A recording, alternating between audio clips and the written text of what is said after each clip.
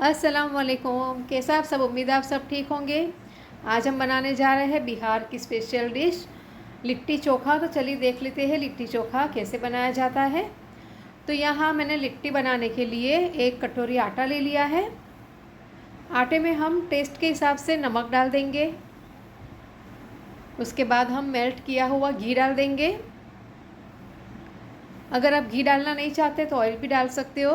तो अच्छे से मिला लेंगे हम आटे को। उसके बाद क्या करेंगे, हम 4 से 5 चम्मच दूध डालना है और थोड़ा थोड़ा पानी डालकर हम आटे का एक डो तैयार कर लेंगे। अब यहाँ लिट्टी बनाने के लिए आटे का डो सख्त होना चाहिए, हमें सॉफ्ट आटा नहीं गूंदना है। तो थोड़ा थोड़ा पानी डालेंगे, एक साथ पानी नहीं डालेंगे, थोड़ा सा पानी डालकर। देखिए इस तरीके का मैंने सख्त डो तैयार कर लिया है। अब इसको हम साइड पे रख लेंगे ढककर।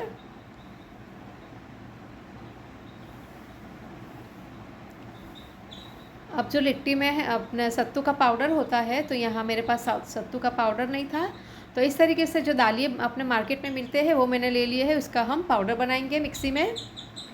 तो ये देखिए अच्छे से सत्तू का पाउडर बनकर तैयार हो गया है। देखिए आसानी से मिल जाते हैं ये दालिए। तो इसको हम एक बोल में निकाल लेंगे। अब यहाँ हम टेस्ट के हिसाब से नमक डालेंगे, आधा चम्मच लाल मिर्च पाउडर डाल देंगे और थोड़ा सा ज़ीरा पाउडर डालेंगे। यहाँ 1 चम्मच मैंने ऑयल डाला है। यहाँ सरसों का ऑयल का इस्तेमाल होता है, पर मेरे पास नहीं था तो हम नॉर्मल ऑयल भी इस्तेमाल कर सकते हैं। तो 1 चम्मच हमने जो आम का अचार होता है, आम का अचार का मसाला होता है, वो मैंने डाल दिया है। और 2 हरी मिर्च बारीक चॉप की हुई डाल देंगे। 1 मीडियम साइज़ की छोटी सी बारीक चॉप की हुई प्याज और लहसुन बारीक चॉप किया हुआ, और थोड़ा सा अदरक डाल देंगे चॉप किया हुआ। नींबू डाल देंगे ऊपर से, हरा धनिया डालेंगे। और इन सारी चीज़ों को हम सत्तू के पाउडर में अच्छे से मिला लेंगे। तो इन सारी चीज़ों का खट्टा अचार है, नींबू है, और जो हमने मसाले डाले हैं इसका टेस्ट बहुत ही अच्छा आता है। अगर आप ऐसे भी चखकर देखेंगे तो बहुत टेस्टी लगता है ये सत्तू का पाउडर। तो इसको अब हम साइड पे कर लेंगे। अब हम यहाँ लिट्टी बनाने की तैयारी कर लेते हैं। तो देखिए इस तरीके से एक आटे का हम लोआ उठाएंगे और ऐसे एक कटोरी बनाएंगे इसकी।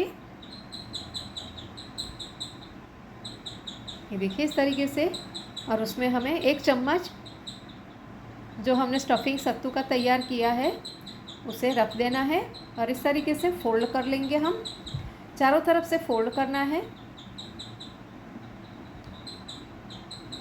बस इसी तरीके से ये देखिए।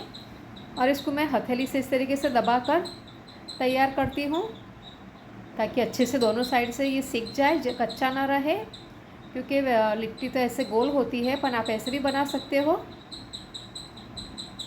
तो देखिए एक लिट्टी हमारी तैयार हो गई। इसी तरीके से हम दूसरी लिट्टी भी तैयार कर लेंगे।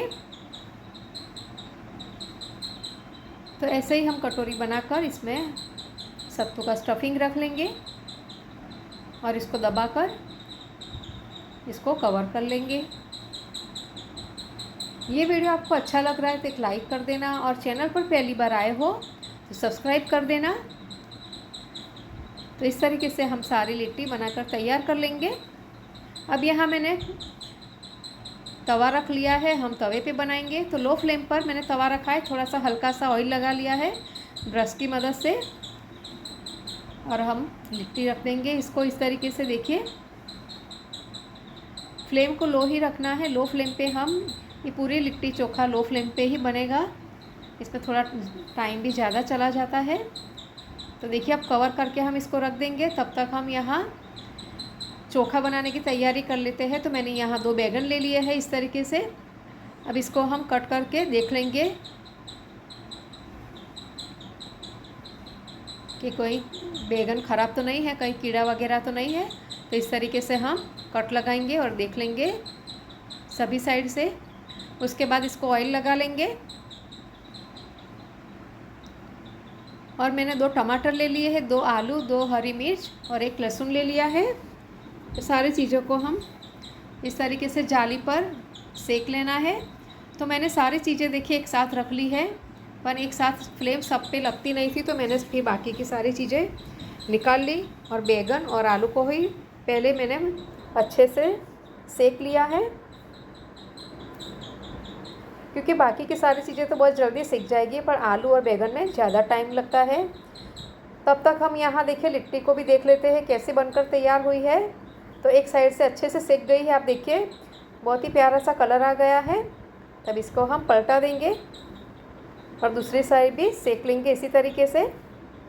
और यहाँ देखिए बैगन और आलू भी अच्छे से सेक रहे हैं। अब आलू को बॉईल किया जाता है, पर मैंने सोचा कि बैगन के साथ साथ मैं आलू को भी सेक लूँगी, पर ये आलू जल्दी से सेके नहीं जाते, तो आप बॉईल ही कीजिएगा। देखिए अलट पलट करते हुए हम लिट्टी को तैयार कर लेंगे। अब दोनों साइड से सिक गई है, तो जो साइड के किनारे हैं वो कच्ची है, तो इसको ऐसी तरीके से अलट पलट करते हुए हम सेक लेंगे।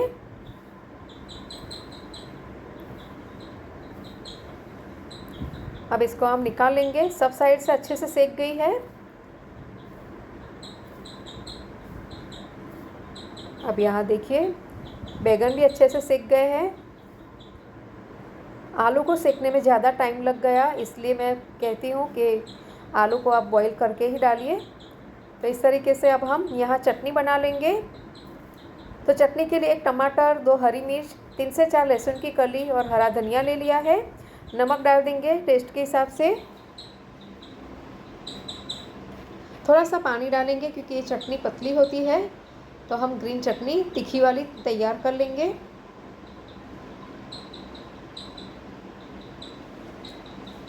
तब तक ये बैगन और ये सब टमाटर भी अच्छे से ठंडे हो गए हैं। तब इसको हम इसकी जो ऊपर का छिलका होता है वो निकाल लेंगे, अच्छे से साफ़ कर लेंगे सारी चीज़ें।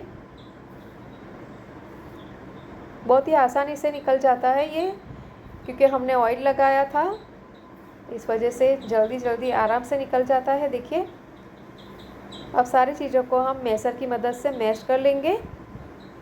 देखिए इस तरीके से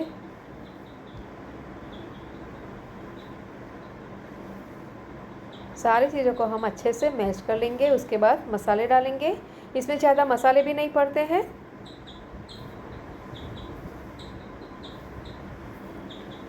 अब यहाँ हम ऑयल डाल देंगे। हमने जो नॉर्मल ऑयल होता है रेगुलर हम यूज़ करते हैं, क्योंकि इसमें अपना सरसों का ऑयल डालना होता है, मगर मेरे पास तो नहीं था, तो मैंने रेगुलर ऑयल जो हम खाते हैं वही डाल दिया है। प्याज डाल देंगे बारीक चॉप की हुई, अदरक डालेंगे, नमक डालेंगे और हरा धनिया डाल देंगे। यहाँ नींबू भी डालना है, वीडियो में दिखा नहीं पाई हूँ मैं, तो आप नींबू भी डाल दीजिए, बहुत ही अच्छा टेस्ट आएगा इसका। अब ये हमारा चोखा बनकर तैयार हो गया है। अब जो लिट्टी है इसको हम फ्लेम पे एक बार फिर से सेक लेते हैं। देखिए इस तरीके से अलट पलट करते हुए हम चारों साइड से लिट्टी को सेक लेते हैं।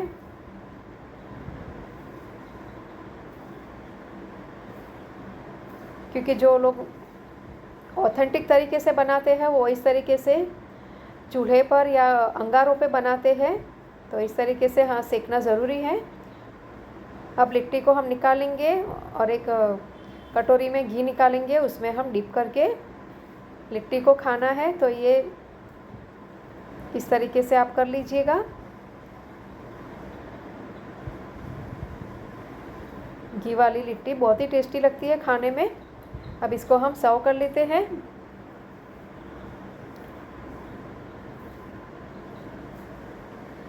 ये रेसिपी थोड़ी लो फ्लेम पे बनाना होता है और आराम से, इसमें टाइम भी जाता है थोड़ा। लगता ऐसा है कि बहुत आसान है, मगर थोड़ा टाइम चला जाता है, फिर भी ये खाने में बहुत ही टेस्टी है।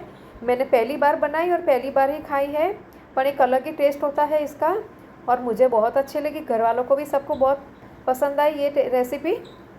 तो एक बार इसे बनाना और खाना तो बनता है, एक बार इसे इस तरीके से ज़रूर बनाइए। और ये वीडियो आपको कैसा लगा कमेंट बॉक्स में ज़रूर बताना, और वीडियो अच्छा लगा हो तो लाइक शेयर और सब्सक्राइब कर देना। अल्लाह हाफिज़।